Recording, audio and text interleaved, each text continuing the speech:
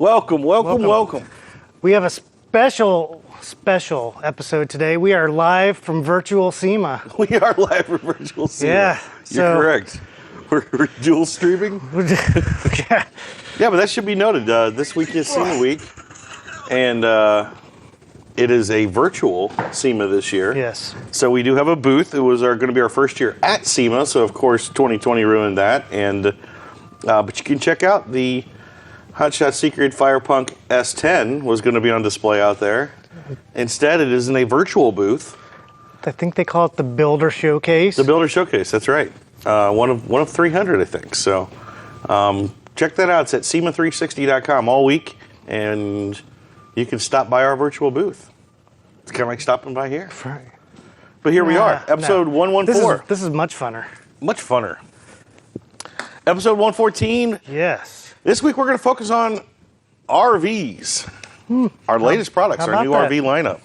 So as always, we'll be answering your questions, whatever they may be, RV or not related. Post those below. We'll be going through those throughout the show.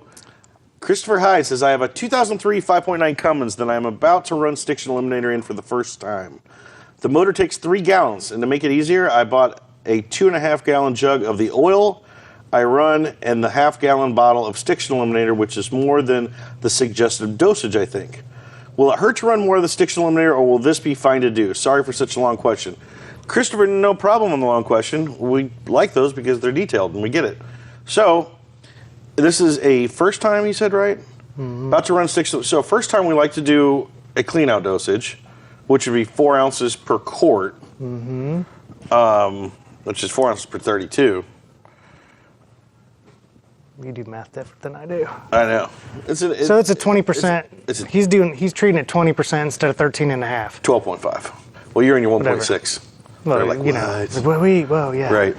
So you're a little heavy. Honestly. What oil did he buy? Now let's find out what oil you bought too. Because if it's black diamond, we are golden. You're really heavy then. We're fine. We didn't do too much. Now you got FR3 in there and Stiction. Dial it down. So, Christopher, let us know what oil you're using, because if it already has FR3 in it, that's going to cut down how much you need. Check. But to answer your question directly, is it going to hurt anything by putting a little bit more? I mean, you can't put a lot more, and we don't want to dilute your oil down that much. But going from a 12 or 13% dosage, where you should be at, up to a 20% dosage, it's a bit heavy. That's pretty heavy. But more importantly, it's a waste of money. And that's because we formulated this out to the gain curve as soon as we start seeing the peak of no return. So everything over that 13% is kind of just wasted money. You will get no more gain out of it. I mean, the only thing I could see would be like, well, no, you're not going to get any more protection out of it. We won't see any more wear reduction. It's not going to clean anymore after 4 ounces per quart. I mean, it could, but at what point of giving up the... So, really, when it comes to Stiction Eliminator, all our products really, but specifically Stiction Eliminator, it's pretty important to state of the dosage just for your pocketbook sense. You're kind of just wasting the product at that point.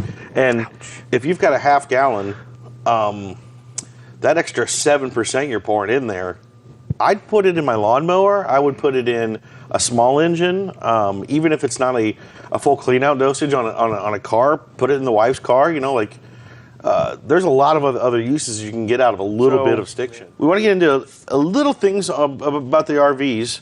So I know we got this list of important things to check on your RV. Well, see, this time of year is one of those RV times of the year because there's two different things going on. You got some people that are packing them up, winterizing them. It's the end of the season type of thing. Yeah. There's other people that this is the time of year that they're heading south. The cold's here, and they're running with their RV and getting the most use out of it this time of year. So there's a couple different things. So we have a checklist we put out there that we thought would be helpful, and a lot of people liked it. So let's run through it. So the monthly checks, we say run your generator. Since gasoline goes bad after a month, especially if sitting stagnant, you want to keep it moving through the generator. You can do that by running at least 2 hours at about 50% load each month, or by using our additives. Why is that? Probably not this one, is it? No, it's that one. There's the gas additive, and then the diesel additive also has stabilizer in it. Yes. So they're good things to have when you're going through the winterization process, whether you're storing it somewhere or you can get even to have access to your generator, to run it or not. It's good to have this in there. Now you're going to have the fuel stabilized for as long as you have it in storage. Clean the AC. Ooh. That's another one we like to put out there. Get the most out of your unit by vacuuming, cleaning the vents. Peek under the hood, it says. If you're driving a motorhome, look at the engine and check the hoses, clamps, and secure. It's a good time to check all your hoses. I feel like I'm Tom Perini here. This is the we'll be going through. So, and care for your slide outs, because this is the time of year you want to make sure they're tucked away nicely, and we have a good product for them. It's a good time to re-lubricate with, there we go. It is. With your slide out lube.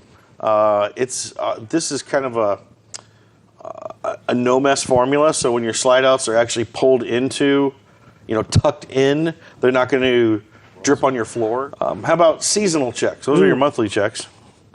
Are they? Inspect for damage. Check your RV for damage, even if it's stored. Look for potential problems. Ooh, that doesn't say that at all. Potential points of entry for rodents, birds, or insects. They will find their way in. And ensure that the rodents, birds, and insects are sealed to prevent any harm. Yeah, let's not do that. There's a cat. Cat. Yeah, true. Oh, Just throw a cat in there. You're good. no, there was a cat in the marketing room Oh, I know. last week. We had a wild cat in here. Yeah. Yeah, I know. It ate a bunch of So stuff. we are giving people advice from personal, true life experiences. Exactly. We don't have any rodents in here because the cat was handling business apparently. So. Yeah. Wax on. Wax off. Keep that rig looking shiny. Yep. Good time to do it. Seasonal. Always. Yeah, more than once a year. Yep. Ooh, clean your water filter. That's almost hard to say. I can't do it. Don't try. Clean water is essential for you and your family and your RV's equipment. While it may not be necessary every month, every 6 to 8 weeks, pour a half a cup of bleach into the fresh water tank. Fill, let sit for a day, and run it through the lines. You'll thank yourself. Yes, you will. Especially when you live off your water when you're out there. So. Always check tire pressure and wear and tear on your tires. Yep. And this one I think is most important is check your seals. It is the number one problem with RVs that I've seen. Yeah. People always have problem with their seals. Exterior seals, especially the roof seals, every 2 to 3 months. I'd even do it sooner than that. I would move this up to the monthly checklist. Personally, it's me. But they tend to leak a lot. And then finally, we've got a few tips for the yearly maintenance cycle on your RV. Why don't you give us a run through of this RV product lineup? And let people know what they're getting into with this. All right. The diesel RV see, I can't even say it. The RV diesel. This stuff. They have 2 different names, actually. Premium RV gas additive and premium RV diesel additive. Yeah. Yep. Right. So the diesel version. Yep. So starting on the fuel side. If anyone can count to 6 without using their fingers, injector cleaner. Cetane booster. boost, moisture dispersant, lubricity, rust and corrosion, and a heavy, heavy dose of storage and stability. Right. So when people say, well, isn't that your EDT? It's like, it started there. We could have made it EDT. We could have. But we decided, is there anything particular with an RV? Right. It's still a diesel engine. We know it's going to benefit off of, if we could make EDT better, we would. Right. But it's as good as we made it. Well, so then this is worse than EDT? no, it's formulated for a different application. Okay. So we looked at RVs and said, well, what's this application? How does it differ, and how the RV is used? Well, generally speaking, they move and they park for long times, and then they move again and park for long times. So there's a lot less start up and shut down and short driving. It's long stints and long sits. Right. And so we're not going to take any cetane out of it.